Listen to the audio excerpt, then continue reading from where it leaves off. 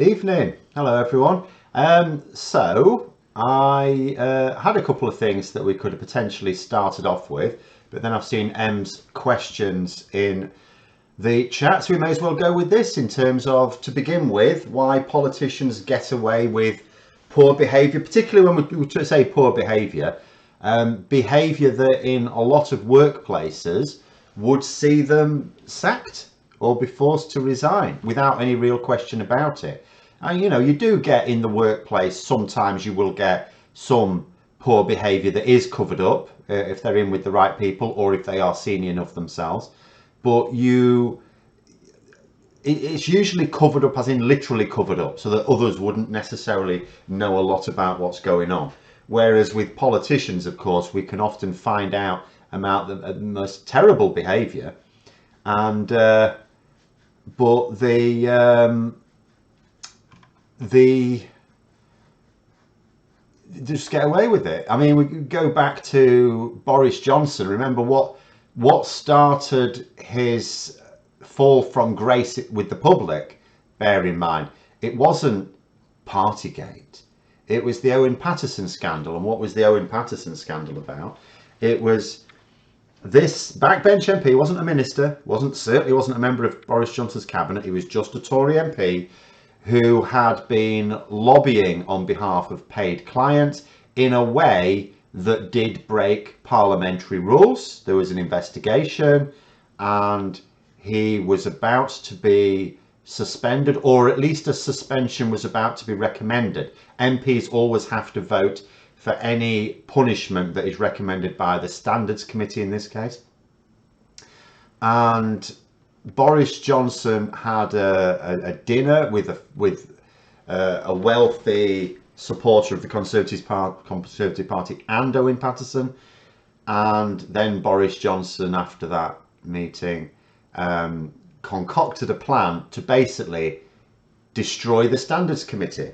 He forced a vote in Parliament where Tory MPs voted to dismantle the entire committee just to get one guy off. Not even a minister, just a Tory backbencher, to get one guy off because he was connected, he was well connected. And the result of that, of course, was, because of the public backlash, a very rapid U-turn, because Boris Johnson had no idea what was going on. He had no idea about how to read the public opinion. And I think, if we go actually to the question here, there's seen both videos say, things say about both of them. With regards Rab, why do I think ministers seem to get away with such dishonourable behaviour? And I think partly it comes down to a few things. And there's a comment there about Tories are bullies, they get their jollies from punching down the poor, etc. I think some do, I don't think all do. And I don't want to pretend that this doesn't, to a certain extent, happen elsewhere as well. I don't want to be blinkered enough to think that you don't get behaviour of this sort in other political parties, including the one I support, the Labour Party. You do, it does happen. I think it happens a lot more in the Conservative Party, and that I don't necessarily think it is because a lot of them that get their jollies from kicking down. I think some do. I think some of them are psychotic, but I think in a lot of cases it's just this like air of superiority that you need in order to get anywhere in the Conservative Party. What impresses Conservatives is arrogance, basically. An air of superiority. So of course people like Jacob Rees-Mogg or Rishi Sunak or Boris Johnson, as soon as they decided they wanted to become an MP, of course they were going to become a Tory candidate in a safe seat, because they have that smug superiority and the thing that impresses Tories as well, the bank balance to go with it. The privately educated, posh, wealthy, and supremely confident to the point of arrogance. So I think that's why you get more of it in the Conservative Party. I don't think they are necessarily more unpleasant in many ways. But part of it is this togetherness. Conservatives. You have to ask yourself, why is it, of all the main political parties in Britain, why is it only the Conservatives that have to tell lies, like the lies they do? Like other political parties, you read their manifesto and they mean to carry it out, right? Labour's, Plaid's, SNP's, Lib Dems, Green Party, their manifesto is a genuine intention to deliver. The Conservatives, you read it and you can go through several of them and go, they don't mean that, they don't mean that, they don't. And then lo and behold, when they're, after a few years they've been in power, they haven't followed any of these things through, because you can see which ones they don't mean. And you think so, and it is dishonest. They know it's dishonest. They know they're lying. And what that means is that they understand. Are you supposed to be seeing a black empty screen? I don't think so. It's not black for me. You see they realise that they are at odds with the general population. So they immediately don't feel like one of us. Other political parties feel that they're representing the public. They all have different ideas about how to represent the public, but all of the other main political parties do feel that they're representing the public. Whether the public think that is another matter. But the Conservatives know that they're not. So there's that sense of like fortress mentality, I think. You know, you look after your own. And I think part of it is also just the fact that it's not just that they see themselves as different to the general population, they see themselves as superior. So the idea of the general public having a grievance against one of them is frankly ridiculous. Like a peasant complaining about the baron. It's like, well, what? So I think there are a few reasons why they get away with poor behaviour like this. And the other thing is just political expediency, and this is where you'll get it in other political parties as well. It looks bad to the party when one of your members, particularly senior members, is seen to have behaved so poorly. So instinctively, and politicians, you know, we've had this in Labour and the SNP this year, very recently, haven't we? They instinctively try and cover it up, not because they necessarily have much regard for the individual politician, though they might, but because of the fear of the damage it does to the party's reputation. You know, which is false economy in my view, false economy, but it is the instinct. But anyway, what are my conclusions on the Naomi Wimborne Idrissi having the whip removed? Don't really have any views. Because I don't really know exactly what it's about, I have to say. I've not caught up with everything.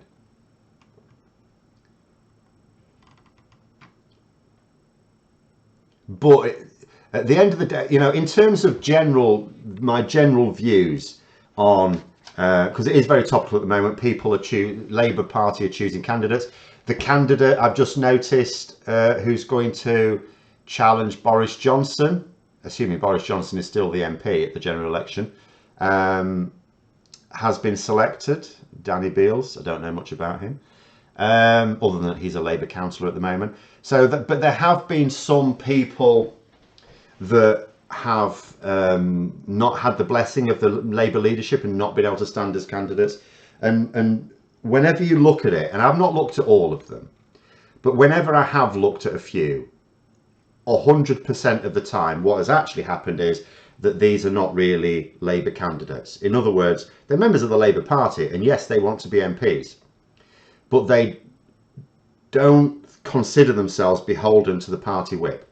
And it's, you know, it's like I say with regard to, and I don't know about this particular person, I don't know exactly what the reasons are, but there are a number of Labour MPs or potential Labour candidates who will be laws unto themselves. They think they know what's best, and if the Labour leadership agrees with them, fine, and if the Labour leadership doesn't agree with them, they'll vote against them.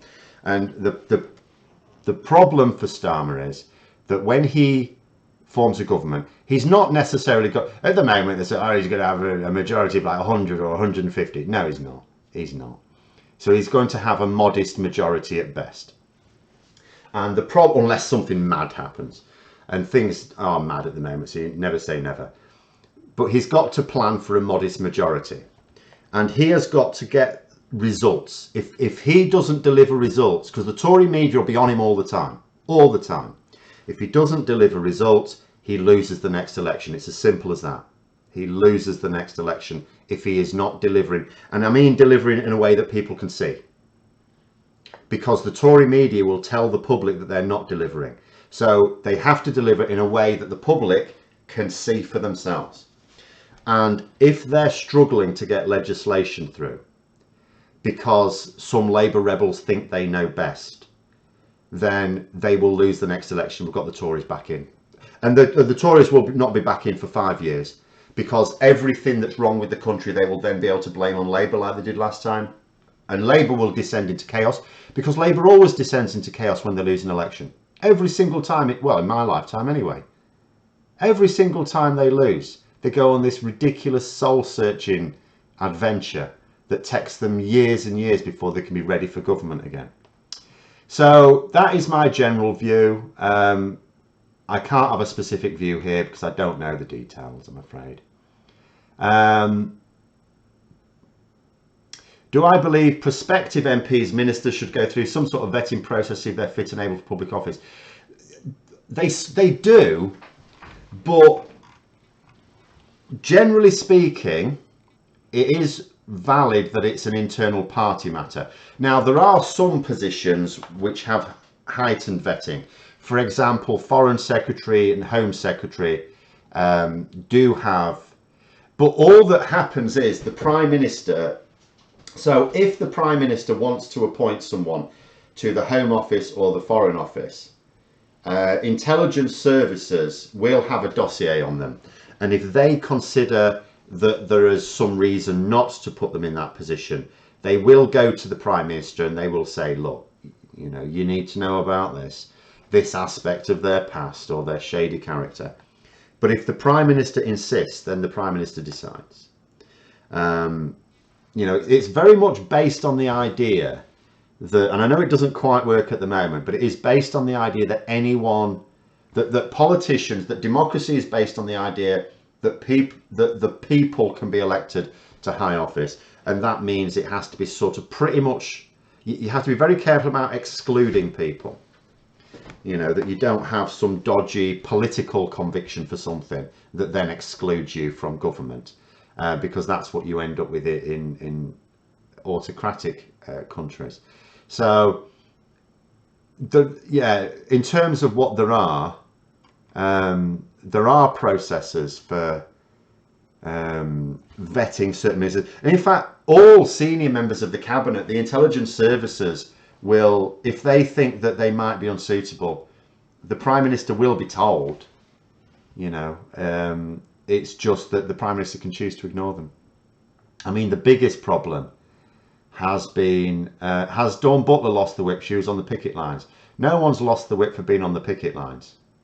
No one. What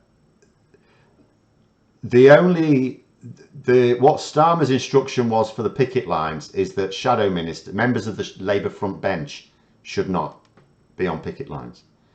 So some people lost their, I think, well, was there anyone? But no one's had the whip withdrawn for that.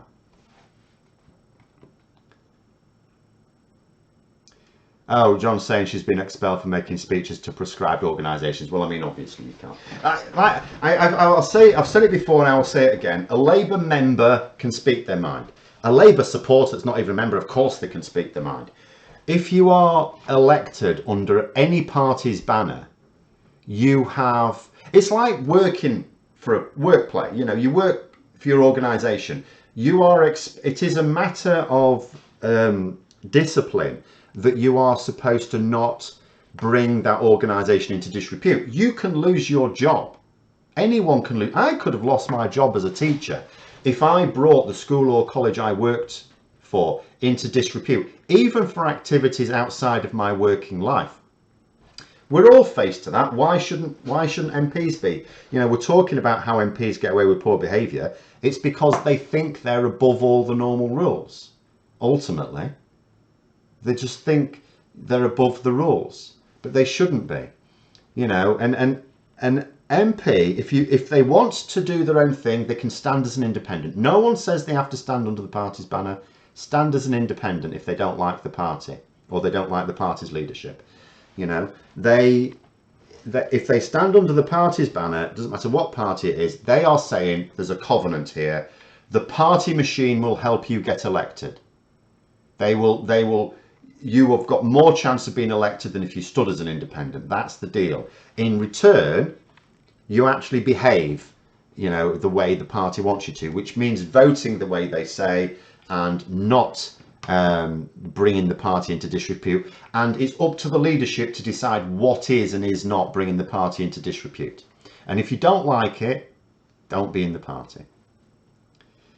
I think I might have missed my question about Jacob Rees-Mogg. Very possibly. There's been quite a lot, I'm afraid, and I did ramble on a bit. You may have to do it again. You know the deal now.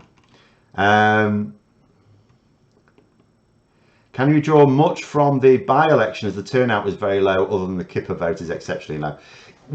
Obviously, when it is very low, yes, you can't just make the assumption that people voted proportionally as they would have done in a general election.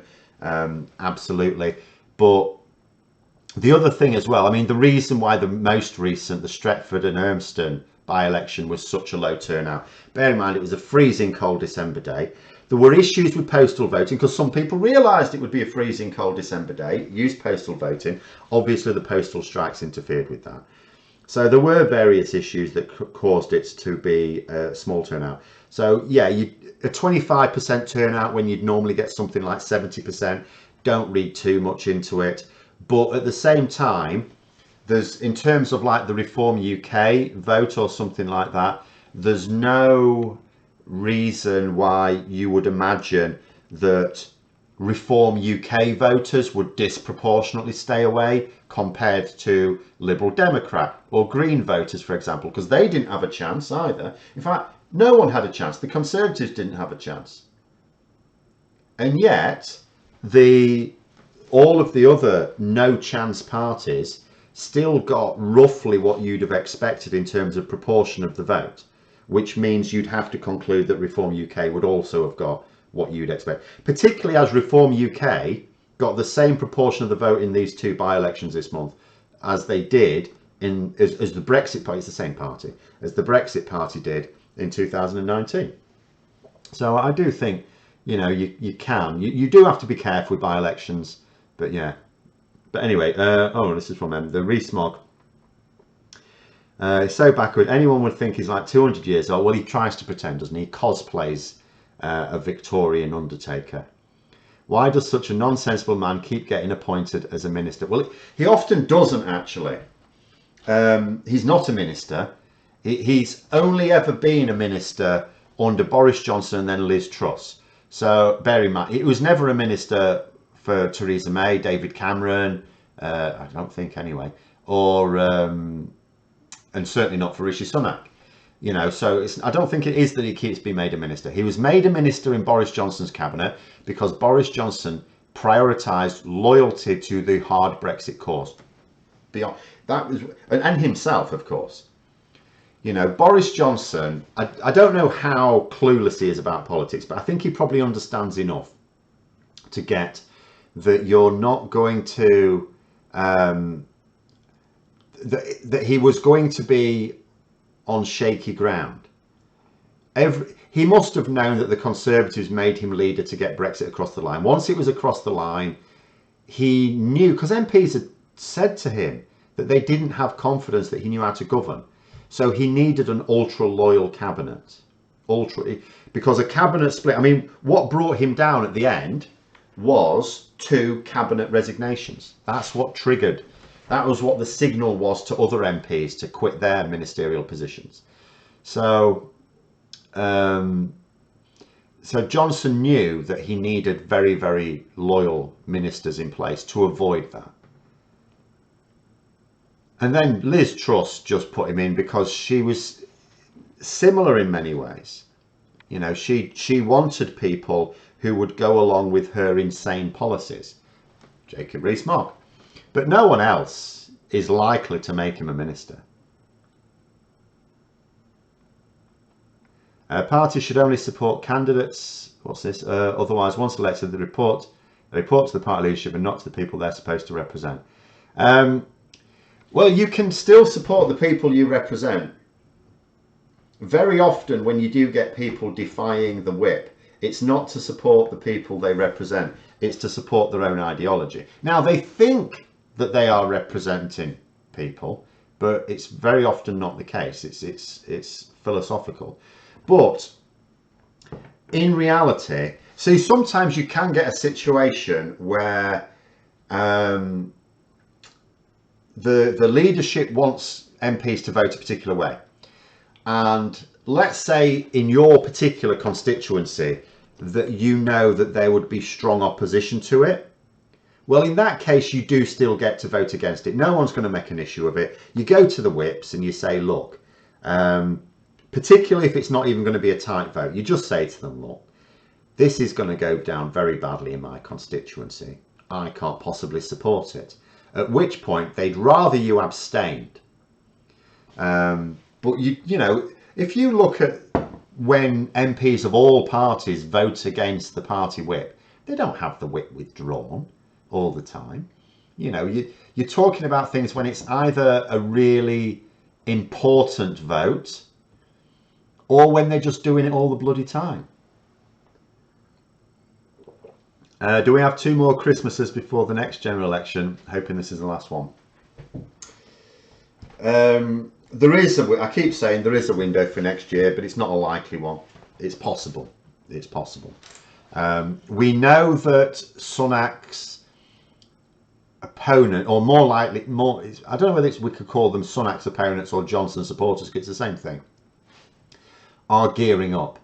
You know, this Lord Cruddas, Peter Cruddas, who was the guy who keeps banging on about how Boris Johnson was deposed. Oh, it was all cloak and dagger, which, I mean, all politics is cloak and dagger. You know, he's now launching this group which aims to go directly to constituency Conservative Party outfits and persuade them to oppose Rishi Sunak and to try and encourage, well, they say they're going to try and encourage candidates, like candidates that would naturally oppose Rishi Sunak. But the issue with that is that's pointless, because at the next election, let's say Rishi Sunak wins, right? Let's say he wins the next election. There'll be no argument to challenge him because he'll have proven himself. And if he loses, he'll stand down anyway. So there's no point in getting candidates that's going to oppose Rishi Sunak. But yeah, it's but anyway. Starmer's strategy of include zero in the manifesto is a problem, as anything will be challenged. Zero what? Hang on. Net zero? I don't know. Obviously, we don't know what's going to be in the manifesto yet. We know a few of their policy. We know a few things that are going to be in. But everything is always up for change until it's published. Do I think Labour have the most problems in getting their vote out in elections or in poor weather? Often, yeah. I think Conservatives across the world, like the right wing, tend to be quite good at firing up their support because, excuse me, they generally stoke outrage. And the right, you know, the right wing are told and they're persuaded that, you know, there's enemies everywhere and only this party will protect you from the enemies. And so they're very good at firing up their support. Parties, not even just Labour, but parties in general on the left or around the left or even around the centre, have a much tougher time because they're more principled. And I'm not going to say always the principles are good, but they are more principled. You know, they're not as pragmatic. So we can see, for example, with 2015 with the Lib Dems, a lot of Lib Dem voters abandoned the Lib Dems because of their role in austerity. But what was the result of that? You gave the Tories a majority. So so you had voters that said, well, I can't bring myself to vote for Lib Dem because they allowed austerity. The end result of which was a Tory majority, which then brought in Brexit and austerity. So yeah, it is a problem for parties like Labour because their parties will be very similar. You know, if they don't, and this is why I mean it's really important that Labour deliver. There will be a lot of voters vote Labour the next election. Some of them will feel that they're holding their nose to do it. They're doing it to get rid of the Tories, right?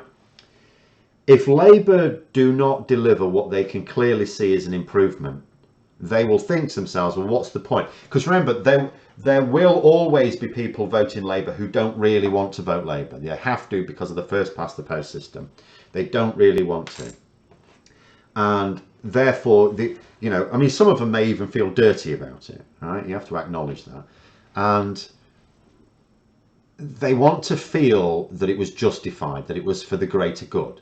If they don't see the improvements, if they don't see that that vote was worth it, they won't hold their nose the next time, So the people who, like myself, who sort of generally supports the Labour legislative agenda, will still vote Labour at the following election. But if you don't have those others who are not so much voting for Labour as against the Conservatives, if you don't get those, you'll just lose. Saying that, Phil, I still think the next test for Sunak is May 2023. If the Tories lose badly, they may turn on and elect a new leader to minimise the loss of 2024. Right, well, first of all, I don't think his next test are those local elections. That is a big test. And I think it is probably where the rebels are aiming to land. But his next test is the nursing strike. I'll actually talk about this in a video tomorrow, I should think. He has, the party. It's actually quite weird. If you'd have asked me which of the strikes would be the thorniest issue for the Conservatives, I wouldn't have guessed the nursing strikes, but they are. And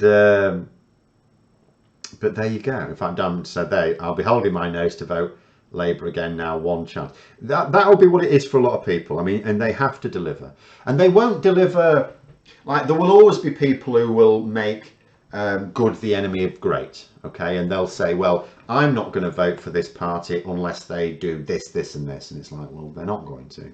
Well, I won't vote for them then, and then just allow in the devil, basically. But there are people who are prepared to be pragmatic, but they're not voting Labour because they believe in the Labour Party or that they believe in the MIFA. They just believe it's better, and they need to see that it was better, not just grand promises. But there it is. But yeah, in May, that is a huge, and that's why I say there is still a window. Now, I don't agree that they will elect a new leader for 2024 because there isn't one. I mean, it comes down to this from Boris Johnson. I thought he would be removed fairly soon after Brexit. I didn't think he would last more than a year after we left the EU. Really didn't. Because he was only made leader. MPs that supported him, they didn't believe in him. They didn't think he had leadership qualities. They supported him because Brexit was tearing the party apart. And they believed, rightly, that he was the only one who would be able to deliver it, force a general election and win that general election. He was the only one with that. Well, they thought he had a special connection with the public. Absolute rubbish. He was just a clown. And at the time, people were voting for clowns. So, but he should have gone. And the only reason he lasted as long as he did was because, as it turned out, there was no other candidate that could unite the party. There wasn't anyone. Rishi Sunak has just had the best chance, but there's plenty against him. Absolutely plenty against him. So they won't get rid of him because what's the point? Who would they go for? There isn't anyone else. If Rishi Sunak has the most support of MPs. There's no one else who's got as much support. So why would you go for someone? If Rishi Sunak can't hold the party together, why would you go for someone who has even less support? You wouldn't. So that is what could trigger the general election. I mean, the Tories don't have to have a general election. They've got the majority. They can trigger the general election whenever they like up until like the start of 2025. Or in terms of triggering it by mid-December 2024. But if they don't trigger it, then it automatically the process starts. But yeah, it's It used to be said that Labour got fewer votes in poor weather as their voters had fewer cars. See, I've never actually understood that. It must be a thing, because I also heard, you know, issues when there's issues with public transport, there can be issues. But it's an odd one for me, because when I only think about how many places I've lived in as a voter. So,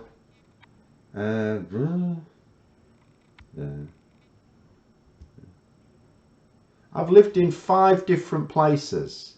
No, 6 different places where I voted. And in every single one, the polling station was a walk away. I didn't need to drive anywhere. In fact, I couldn't have driven anywhere. There's no bloody parking in any of them. So, I don't understand. And this is towns and cities I've lived in, as well as arse end of nowhere places. And every single one had a polling station in walking distance. I don't understand this thing. There must be places where you do need a car to get to it, but you know, beyond, I don't understand where these places are, because I've lived in, as I say, arse end of nowhere places, towns, big towns, and a city. At one point I was in Manchester, and never once did I have to get public transport or drive anywhere. I'm saying, I might have said this another time, but in an ideal world I'd vote Green. I don't feel dirty about having to vote Labour under first past the post though. But some will. I mean, there's all sorts of different things. It's simply this case. Labour and the Conservatives both chased about 13 or 14 million votes. There are not 13 or 14 million people in the country that feel strongly in favour of either Labour or the Conservatives. They're just, the people just know that one of them is going to form the government, and it's just a case of which one they would prefer. It's the one that they least propose. Did I go out and support the nurses on the picket line? There are no nurses on the picket line near me. I am once again in one of the arse end of nowhere places.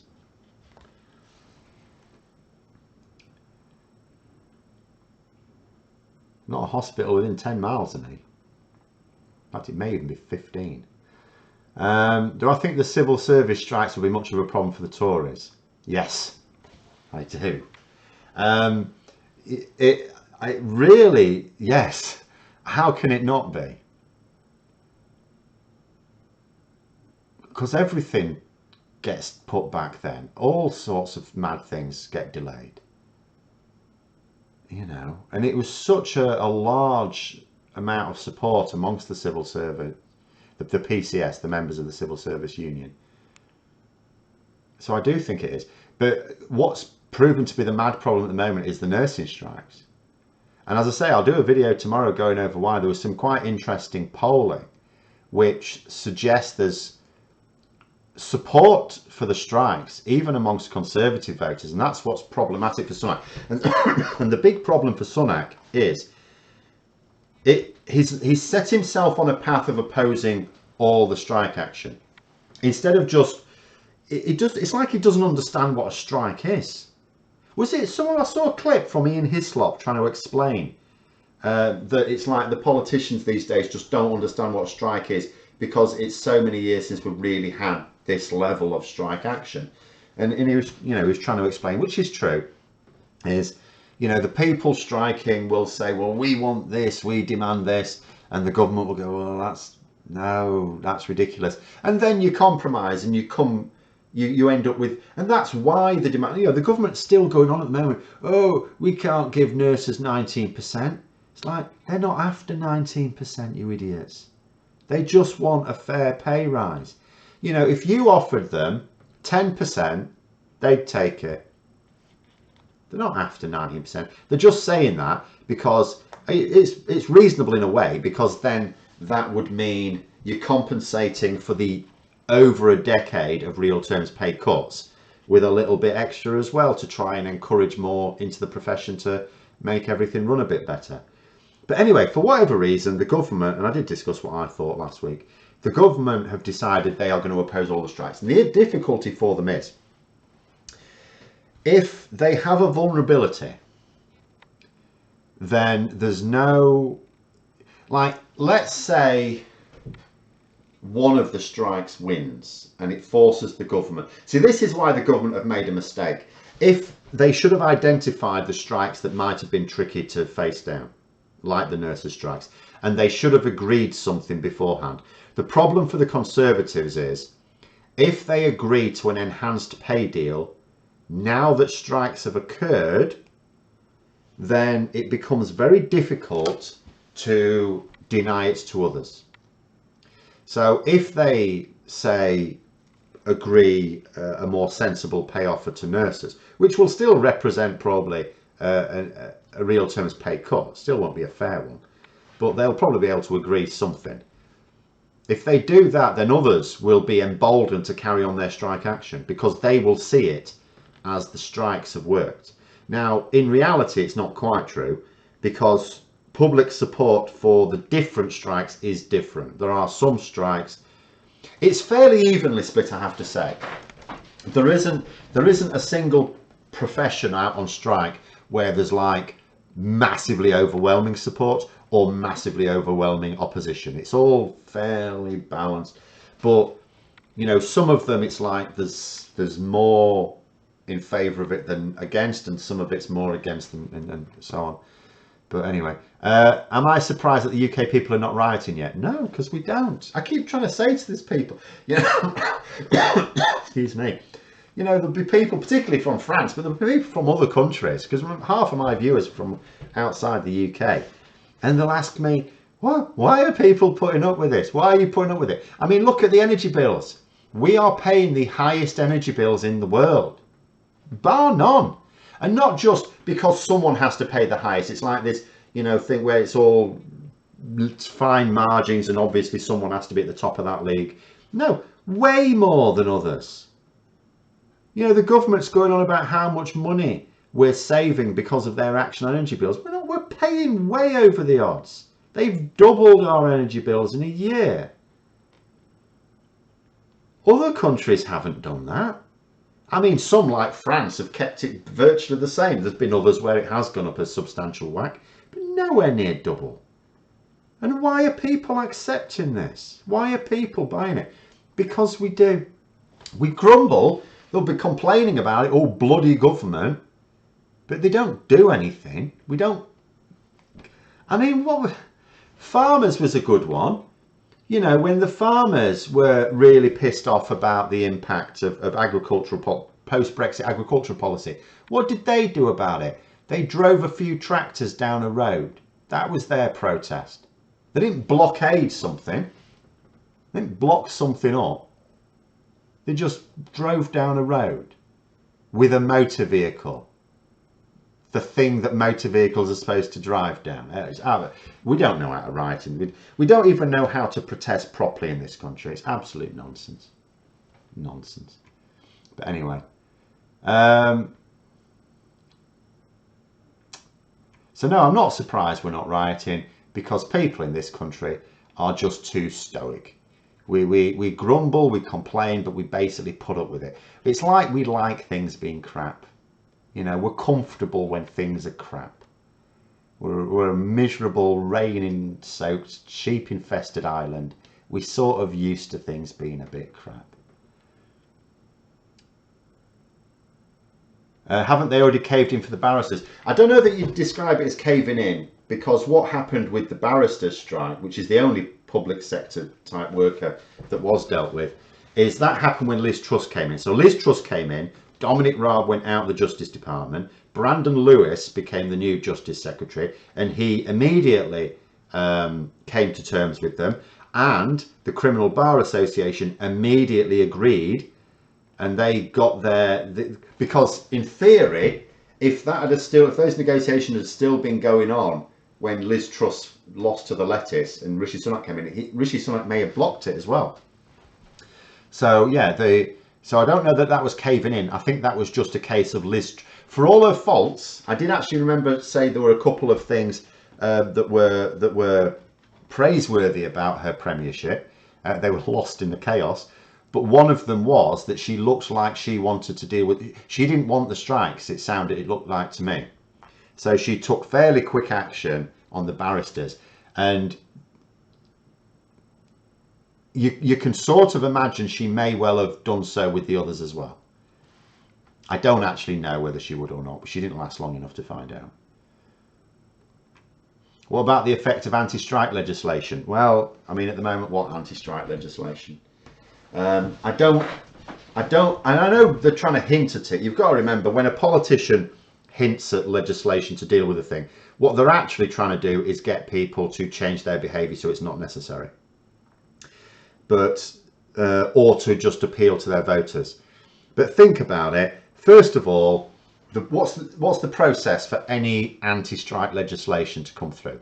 So first of all, someone's got to write a white paper on it. You've actually got to have a proposal, right? Then cabinet needs to discuss it, or at least the relevant cabinet ministers need to discuss it, and then the whichever department's going to present it, possibly the Home Office, would prepare a bill. So then that bill is published, and then you go through the parliamentary process of having it first of all read in Parliament, then you've got a vote, then you've got the committee stages, then you have a second reading, then people can suggest amendments and people will debate and vote on the amendments as well as the main bill. You go through all that process, then you do exactly the same in the House of Lords again. It takes, unless you want to really rush it through, it takes a very long time. And you've got to bear in mind, it's not guaranteed to get the support. I know Conservatives in general do not approve of strikes, and they feel that they can justify more anti-strike legislation, but it's a bit dodgy because red wall Tory MPs will be nervous about it. So it's not a straightforward thing. So I mean, who knows, but I think any talk of anti-strike legislation is probably more bark than bite. Until something is presented to Parliament, I would treat it as a desperate bluff. They've given pensioners 10%, why not nurses? Well, this was my point. It's like every argument the Conservatives have, it's like, oh, you can't do this, you can't afford to do it. If you can afford to do it with pensioners, you can afford to do it with public sector workers, right? Oh, it'd be inflationary. If it's not inflationary for pensioners, it's not inflationary for anyone else. And it's not inflationary for anyone, actually. You know, on inflation income increases are never inflationary. What's inflationary is when you've got above normal inflation levels of, for example, profits. Or when you're making trade more expensive because of Brexit. But anyway, we set up the NHS 3 years after World War II, and key points were to ensure nurses and doctors had fair pay, but we cannot give them a pay rise after a pandemic. Well, yeah, I mean, we can, of course. Of course we can. You know, it's really simple for the government. There is absolutely no reason not to be able to carry on funding of public services at real terms levels, you know, maintaining real terms levels of pay. Of course we can. It's a political choice not to. I mean, when you think about the sheer amount of money that the government just piss away all the time. You know, the latest we're now told is that we're losing 9 or 10 billion pounds a year in income tax fraud because the people in HMRC whose jobs it was to sort of chase it up were transferred to furlough. And you think, okay, you can sort of understand there might have to have been some transfer thing, but wouldn't it have been better to have just employed different people? But penny pinching like that, and it's ridiculous because it's costing the country money. But the Conservatives don't care about that. Again, it's ideological. And lots of people have an ideology, but they just have it fixed in their heads that state intervention's really bad, which is why there's so much self-loathing now, because there's so much state intervention. But anyway, do I not remember the poll tax? Oh, I remember the poll tax. We might have fallen out of the habit, but the British are known to riot sometimes. And Tottenham, I do also remember Tottenham, yeah. Yes, but usually it's like fairly unpredictable when it happens. Like no one, I mean, you'll get the odd person who go, oh, I predicted it. Yeah, like you predicted all the others and got that wrong. It's so unpredictable because it just generally doesn't happen. Like you mentioned the poll tax and Tottenham. That's like 2 riots in the last, what, 25 years? No, 35 years. It was, when was the poll tax riots? 1990 or something? 32 years ago. Tottenham, what was that? About 10 years ago. Can't remember exactly. When would that have been? Let me think about that. I think that was about 2011 or something, wasn't it? The Tottenham riots. So, yeah, it doesn't happen very often. And when it does happen, it's totally unpredictable. You don't necessarily see it coming. Could the Tories try and abolish the unions? I mean, in theory, a government with a large majority in Parliament can bring in whatever laws it likes. But politically, something like that would be a non-starter. They know that would be a non-starter. It would face too much opposition. In fact, I mean, at the moment, again, I'll remind people that there was some industrial action related legislation that the government did prepare. They had presented to Parliament, and last week, was it the week before now? Now I've got mixed up. But recently, this month, a government minister announced to MPs that they wouldn't be proceeding with it at this time. That doesn't mean to say it's gone forever, but it means that they've basically put a pause on it. And the reason given by the government is because it didn't have sufficient support. Now, bear in mind, they don't need cross-party support for it. They've got the numbers to pass it through themselves. So what that means is that there were Tory MPs weren't happy with it. So they've already attempted to get some industrial relations type legislation, and they've been blocked by their own MPs, basically. So again, I'll just keep coming back to this. Until we see something, I would treat all talk of possible anti-strike legislation or anti-union legislation as a desperate threat, because the government have already failed to get some legislation which they did have planned through.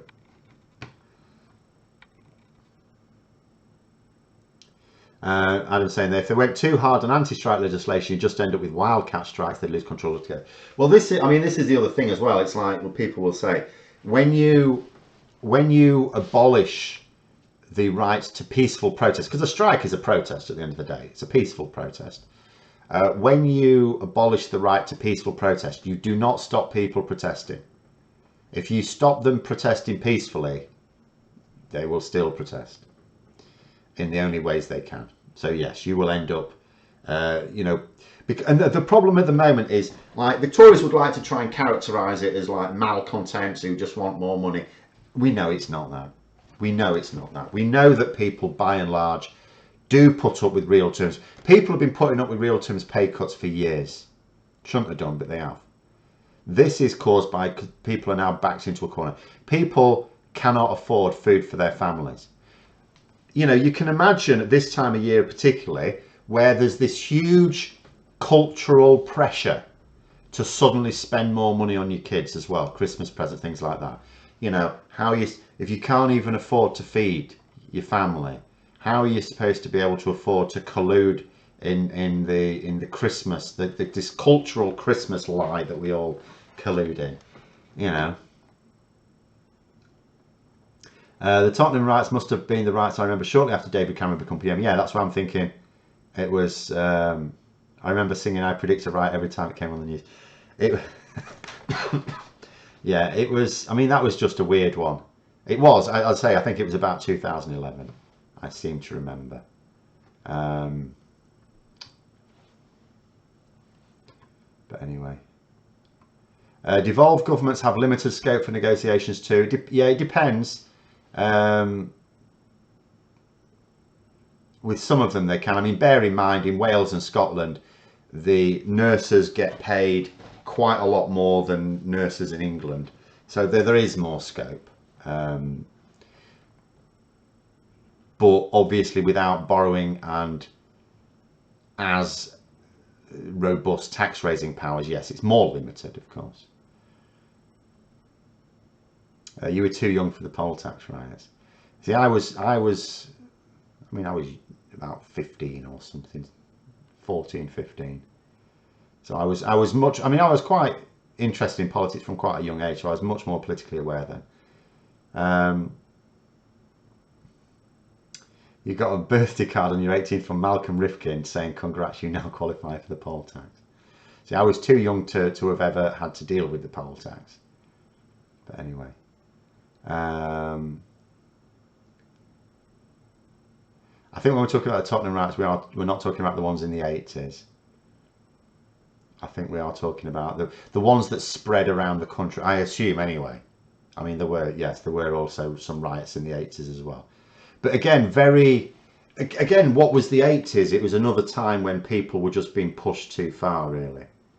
You know, it wasn't even just cost of living in the 80s. It was a real oppressive use of police force, wasn't it, in a lot of communities in the 80s, which has backfired badly. So now there's a lot of communities that mistrust the police. Even where I grew up, you know, there's still quite a lot of mistrust of the authorities. Perhaps all NHS staff should be given emergency service status, no disputes allowed in return for guaranteed income. Would that work? Well, it hasn't worked for soldiers, has it? You know, soldiers get paid a pittance. They've been taking real terms pay cuts and they're not allowed to strike. You know, at the end of the day, I don't think you can understand the military not being allowed to strike, and you can certainly understand the police not being allowed to strike.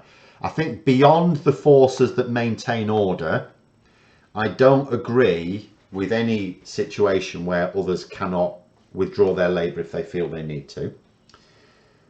But at the same time, there is no reason for a wealthy country not to be able to give real terms pay increases to everyone. Any country can always afford to do that, always.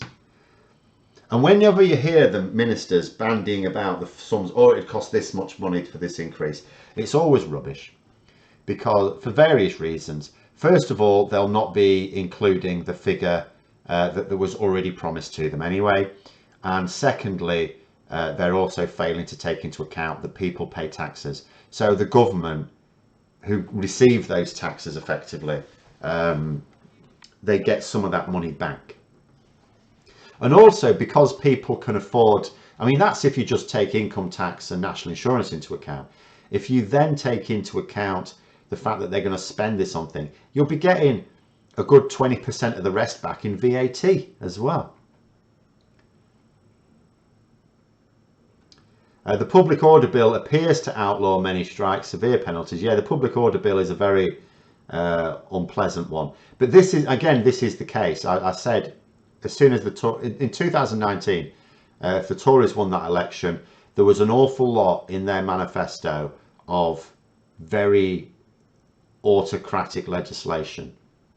And I said at the time, we're going to be a very different country if we allow the Tories to get a majority, and so it has proven. And there's nothing really to be done about it. People can protest, but they won't. That would affect it. If people actually went out in force and protested, that would change it, but they won't. So there's nothing to be done now other than just to wait for them to be gone.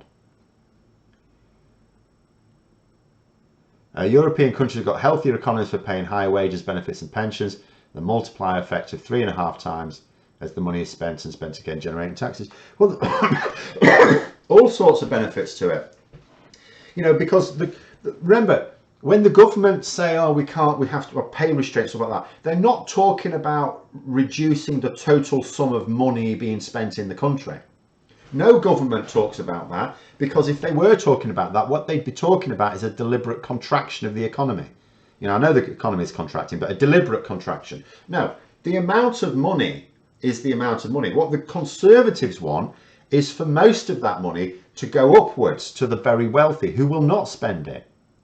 And I know we'll say glibly all the time, it'll just disappear offshore to offshore tax havens, you know, and a certain amount of it will. But even the stuff that doesn't, it doesn't matter.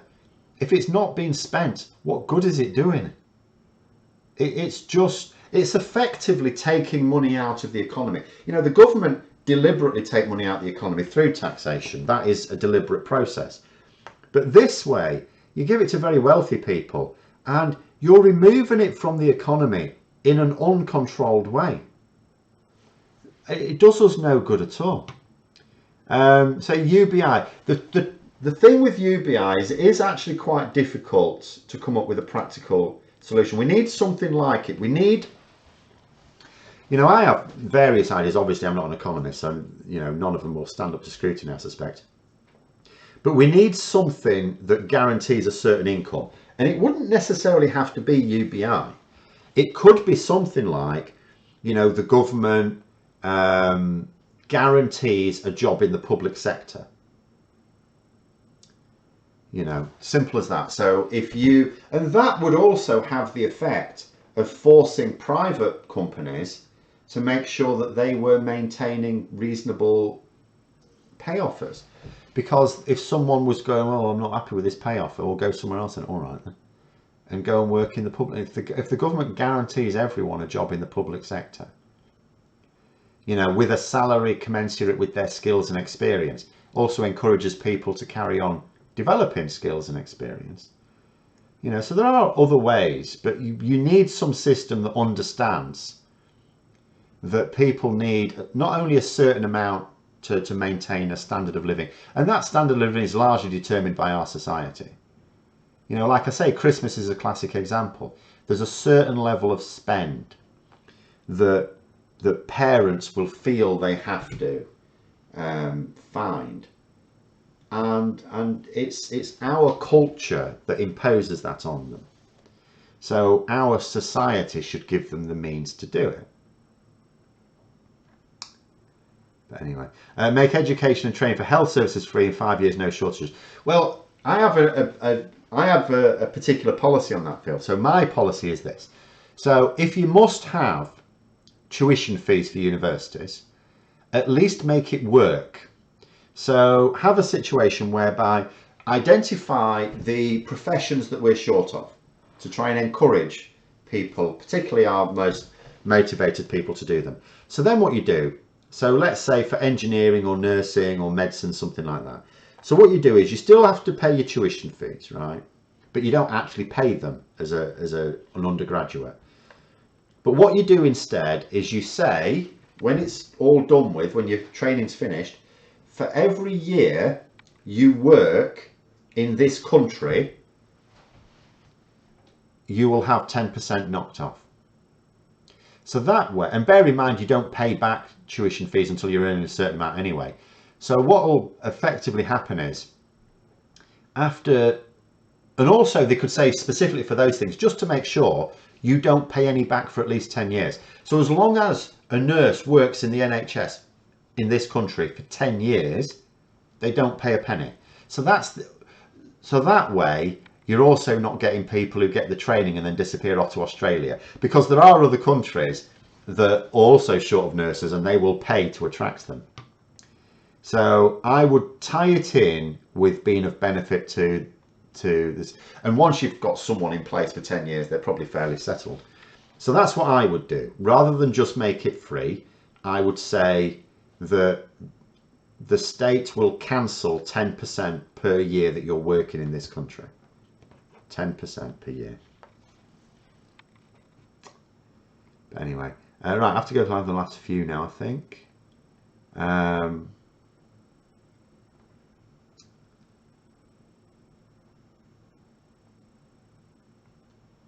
ONS say we are spending less in retail. You think that would want to get more money into people's pockets to encourage spending? If BMW sell fewer cars, they'll send less next time.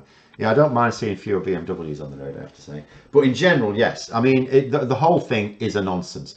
The purpose of the government is surely to keep money going around the economy, for which you need a much better redistribution. You need to actually consider, like, when someone, like, what is money effectively? It's just a token that allows you to get things, and it's supposed to be, you're supposed to get an amount of money related to, that's proportional to your value to that society.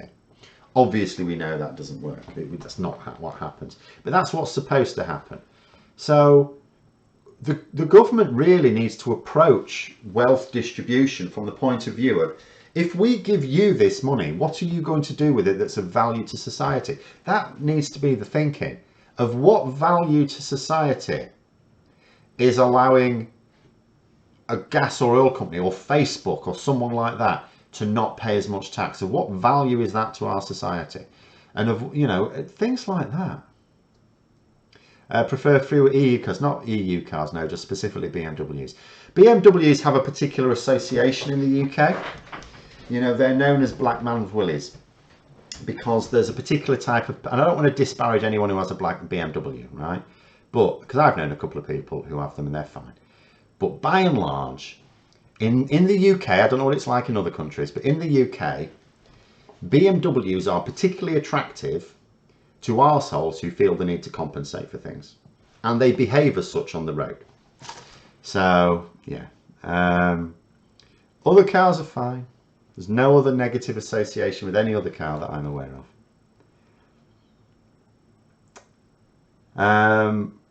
NHS used to second staff training. You were expected to pay the number of years training back. I trained 3 years to be a midwife. You worked 3 years in the board that paid you training. Well, yeah. But something that just like in a country now where you have to effectively pay to go to university or to any sort of higher training. We don't need to do that, but we do it. But if you're going to have a situation like that, at least use it to encourage your best and brightest to go into careers that we need. You know, instead of working for McDonald's with a degree in sociology, get a degree in nursing or engineering. You know, and the thing is, something like that, engineering, nursing, medicine are all difficult. They're difficult jobs to do as well, and it puts people off. So encourage it financially, because I'll tell you what, it'll be really good for social mobility as well, because a lot of people from poorer backgrounds whose parents won't have gone to university, they actually worry about the tax, the tuition fees, I should say, but it's really a graduate tax. They worry about it. It's like, oh, you're getting into debt, and people like that aren't used to debt. They don't get credit, and they don't like the idea of getting into debt. It's not really a debt though, it's a graduate tax. Because after a certain amount of time, it's done anyway. So just encourage them by saying, well, no, you won't actually pay a penny back as long as you stay in this country for 10 years. Well, that's easy to do. Did that last comment about BMWs have a touch of racism attached to it? No, no, no. It's entirely complimentary towards the black people. But that's what it tends to be known as. Audis are special, they have their own speed limits. See, I've never had an Audi, but again, there's no, again, I'm not aware of any negative association with any car. All cars have their fans, but BMWs are. I suppose white vans is another one. You know, like we have the concept of white van man, but in reality, you don't really notice it. So I don't know if it maybe was a thing and not so much anymore. But BMWs on the road, if I see some mad behaviour, there's a good chance it's a BMW. If I see someone overtaking me on a bend, it's almost always a BMW.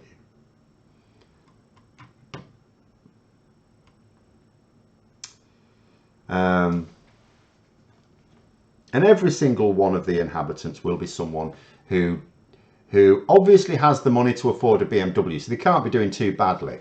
But they obviously feel it's not quite enough, so they need to compensate. They obviously feel they're hard done by somehow. But anyway, with that, we don't want to be talking about cars because I know virtually nothing about them. But we'll call it there because I think we've sort of run out of that anyway. Thanks for coming. I will just say, in terms of the streams. So next Saturday is Christmas Eve, so I won't be doing one then. I may do one on Friday, but it sort of depends if I'm required to do things in terms of preparing for Christmas. But I see no reason not to do one the week after, even though that would be New Year's Eve. I don't do anything on New Year's Eve, and I don't think I'm expected to do anything on New Year's Eve. So what I would say is there will be one on New Year's Eve. I'm just going to double check that, yes. There won't be one next Saturday, but I might, if I'm free, put one on next Friday. I will try and do it the day before, so I don't like leave people hanging.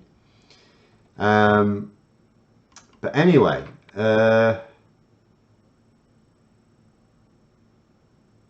will I wear a Santa hat? I'm not sure I have I used to have a Santa hat. I don't think I do anymore. So we will see. I'll have to see if I still have one. But anyway, thanks for coming on, everyone. Have a good evening, and until next time, I'll see you later.